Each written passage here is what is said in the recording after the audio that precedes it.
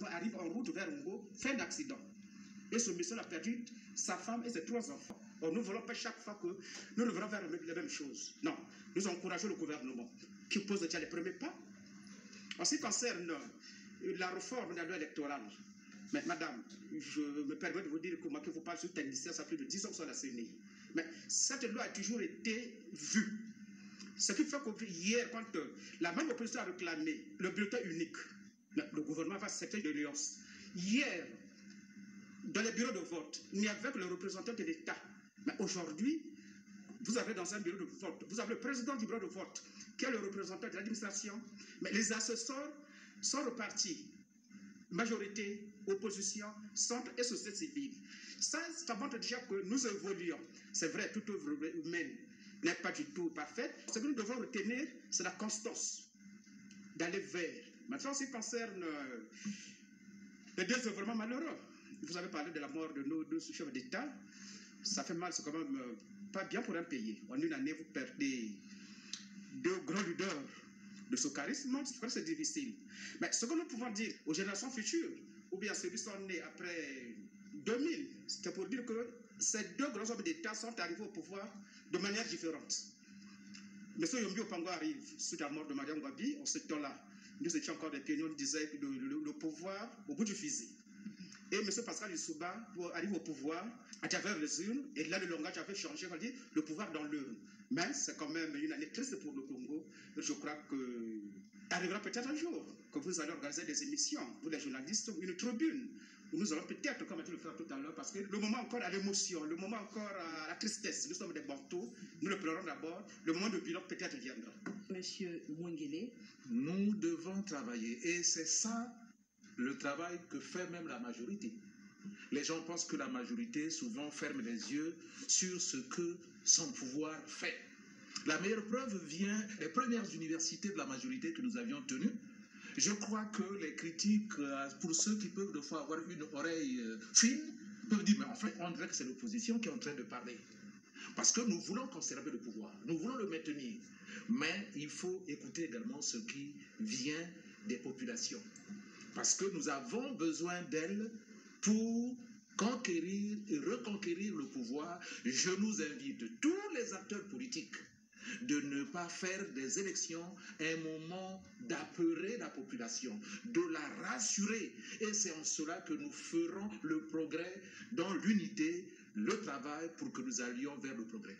Merci beaucoup. Alors, Monsieur Parfait, pour terminer. Je veux appuyer sur la responsabilité. Parce que notre frère en a parlé, la responsabilité.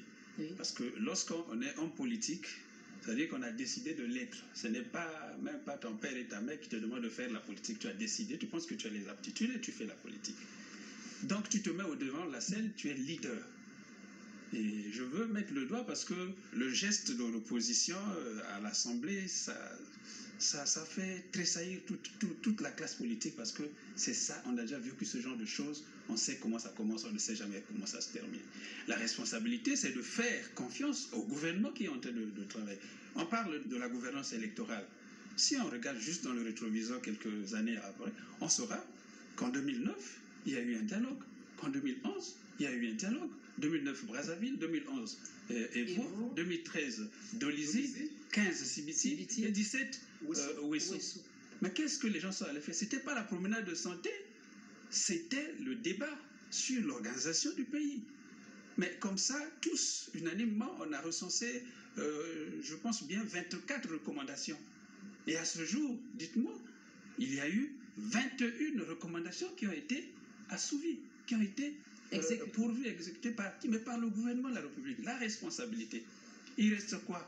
Collégialement, je pense qu'on pourra s'asseoir, parce que moi je ne doute pas, parce que chaque fois qu'on veut aller à l'élection, le gouvernement a toujours organisé, en tout cas, une table ronde où nous discutons. Oui. Maintenant, il y en a qui pensent que c'est une conférence nationale bis, c'est un changement, je ne sais pas de quoi. Je suis désolé, ce n'est pas de ça qu'il s'agit. Il s'agit des institutions de la République qui fonctionnent. On regarde. J'ai essayé de me documenter, de regarder autour de nous, de l'Afrique et même du monde. Je ne connais pas plusieurs pays où l'organisation des élections est affectée aux hommes politiques. Nous sommes l'un des rares pays. Ce n'est pas une faiblesse. c'est un mode de gouvernance incarné par le gouvernement président. participatif. Ah oui, bien sûr. Voilà. La CNI, elle a beaucoup évolué. Notre ami du centre, il est dedans. Je disais que c'est une commission paritaire. Nous, le PCT, on est là, la majorité, tout le monde est là. Donc, qu'est-ce que l'on cherche? Il reste juste 3 petites choses, peut-être 3 grandes choses, mais 3 choses qu'on peut toujours on peut regarder. Il s'agit de la fameuse biométrie. Vous circulez dans l'Afrique, du Cap de Bonne-Espérance au canal de Suez. Il n'y a pas beaucoup de pays. Ce n'est pas évident parce que ce n'est pas facile pour nous. Mais la deuxième chose, c'est quand même le financement de la campagne. Les législatives dernières, c'était 1100 candidats. Dès qu'on va dire, on connaît les Congolais, le 4 mars, vous en savez. Dès qu'on va dire, bon, la campagne est financée par l'État, vous allez atteindre 10 000 candidats et on sera débordé. La troisième chose, c'est quand même le découpage électoral. Récemment, ça a été fait. L'imputation, c'est à l'Assemblée, on est à 151 députés. Donc, c'est des choses à regarder ensemble. Et moi, je pense que le gouvernement est responsable. On peut être à l'opposition, au pouvoir. On peut faire confiance au gouvernement. Pour terminer, de 60 à aujourd'hui, le pays a compté déjà 6 présidents. Oui. Il se trouve que malheureusement 5 sont décédés. Et ce n'est pas le moment de faire la politique autour de la mort. Ce n'est pas normal. Le président Pascal Lissouba est arrivé au pouvoir en 92 avec l'apport du Parti congolais du travail. Il est mort à 4 h du matin et à 9 h, le secrétaire général a relevé tout le secrétariat du Parti congolais du travail le matin et nous avons fait une lettre de condoléances à nos amis de l'UPADES. Elle a été lue chez vous ici pour dire que c'est grave quand un pays perd un chef d'État, même un ancien chef d'État, tout comme le président Yombi. Donc nous compatissons, nous pleurons, notre ami l'a dit, nous continuons à le faire. Le moment venu, il y a des instances appropriées pour faire la politique. Je le dis parce que nous avons entendu des collègues de politique mélanger les pédales et nous, on a trouvé que c'est horrible de confondre la politique avec la passion. Voilà, c'était mon mot de fin. C'est noté, Monsieur Parfait Iloki. Alors, nous sommes à la fin de ce débat qui a porté sur la vie des partis politiques dans la perspective de 2021. Et nous avions eu comme débatteur Monsieur Parfait Iloki. Il est secrétaire permanent à la communication du Parti congolais du travail.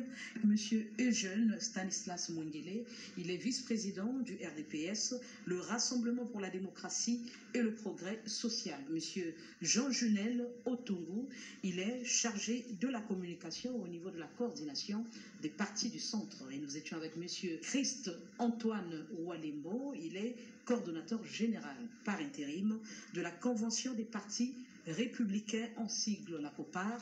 Nous vous remercions d'être venus participer à ce débat et nous remercions nos téléspectateurs. Encore une fois, merci, au revoir.